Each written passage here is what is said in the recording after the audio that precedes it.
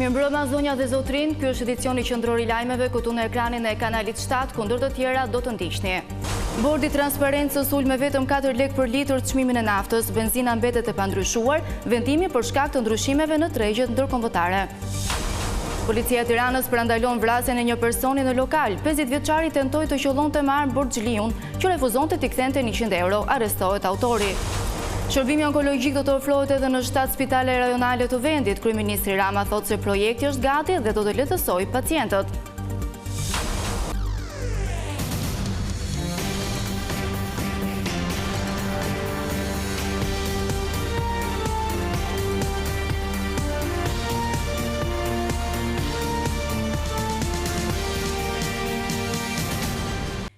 Çmimi I naftës në Shqipëri posoi një rënje me vetëm 4 lekë për litër, ndërsa benzina dhe gazi mbetën të pandryshuara.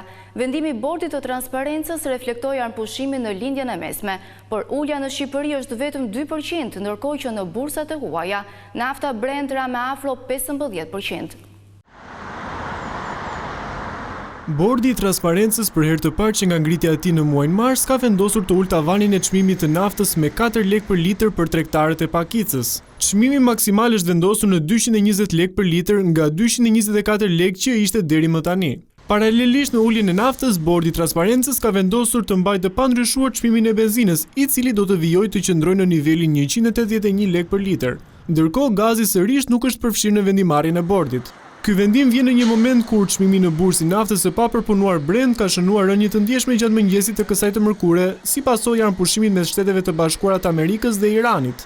Sipas të dhënave të tregut ndërkombëtar, çmimi I naftës Brent ka shkuar nga $110 për fuqinë në $92 ose afro 15% më pak. Megjithatë, në tregun vendas, ulja reflektuar nga bordi është vetëm 2%. Pritet që ditët në vijim çmimi të shënojë të tjera ulje për shkak të ndalimit të luftimeve në lindjen e mesme. Mallra dhe shërbimet u shënjestruan vetëm me 2.6 gjatë muajit të kaluar, sipas të dhënave nga Instat, megjithse u shënua rritje e çmimit të naftës me 22% gjatë marsit, apo edhe e perimeve të importit, që gjithashtu u rritën me rreth 10%. Instat thotë se inflacioni mbetet I qëndrueshëm.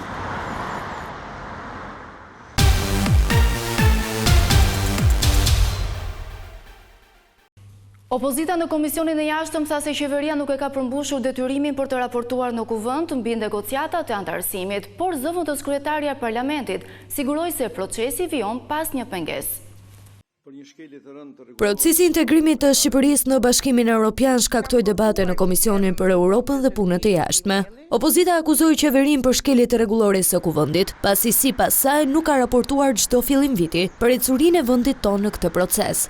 Janë shkelur gjitha afatet për të raportuar dhe për të kaluar raportin edhe në seancë plenare. Për të mos ja u lënë vendin spekulimeve të ndryshme, unë kërkoj që Ministri I Jashtëm dhe krye negociatorja të vinë të raportojnë pranë këtij komisioni sa më parë, ju lutem, në lidhje me diskutimin e IBAR-it. Përgjigjen e dha zëvendës kryetaria e Parlamentit Klodiana Spahiu, e cila mohoi akuzat se procesi I integrimit po çalon.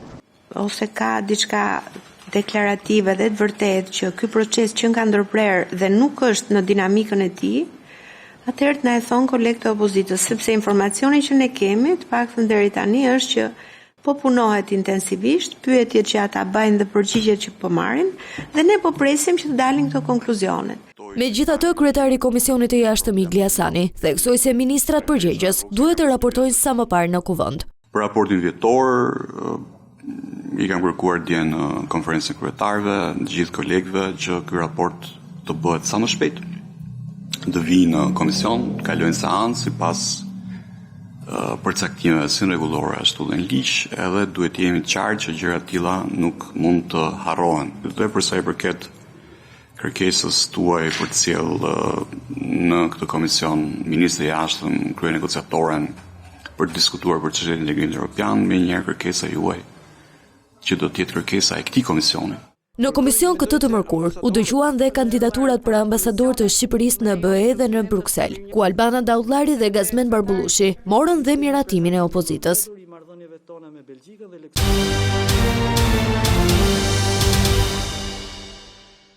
Policia e Tiranës ndërhyri në kohë duke parandaluar një krim në ambientet e një lokali. Një 50 vjeçar tashmë i arrestuar tentoi të vriste me pistolet personin i cili nuk i kishte kthyer borxhin prej 100 eurosh.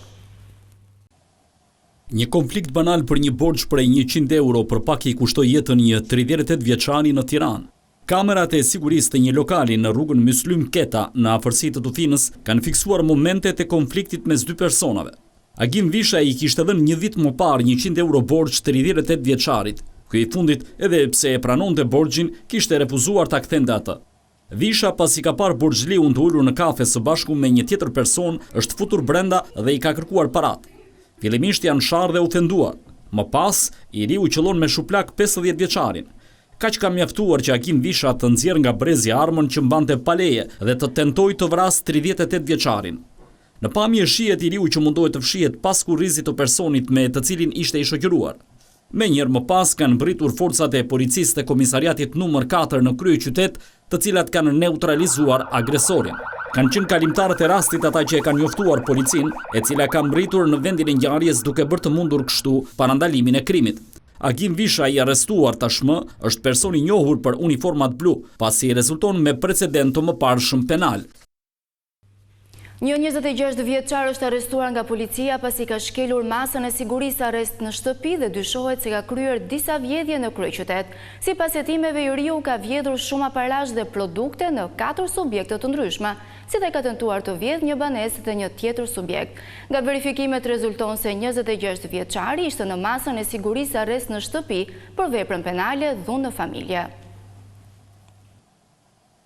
Shërbimi onkologjik do të ofrohet në 7 spitale rajonale të vendit. Lajmin e dha kryeministri Edi Rama gjatë një takimi me mjekët në Lezhë, ku premtoi rritjen e mbështetjes për shëndetësinë. Rritja e ekonomisë së vendit solli dhe rritjen e pagave të mjekëve. Kështu u shpreh gjatë një inspektimi në Spitalin Rajonal të Lezhës kryeministri Edi Rama, i cili sqaroi se do të rishikohet dhe skema e vjetërsisë së punës. Të indeksimit edhe të vjetërsisë në punë, nuk është se nuk kemi ditë përpara, po s'ka qenë mundësie. Tani që ekonomia po na ndihmon, kemi më shumë mundësi, e kemi vendos edhe për mësuesit edhe për punës së policisë dhe për ushtaratët. Një tjetër çështje që u prek nga kreu i qeverisë ishte dhe rritja e kapaciteteve të shërbimit onkologjik në 7 spitale rajonale të vendit. Fantastike është decentralizimi i shërbimit onkologjik, edhe krijimi i bërthamave të shërbimit edhe të kimioterapisë është diçka fantastike, sepse do ta afrojë shumë më tepër me njerëzit shërbimin edhe do lehtësoj shumë.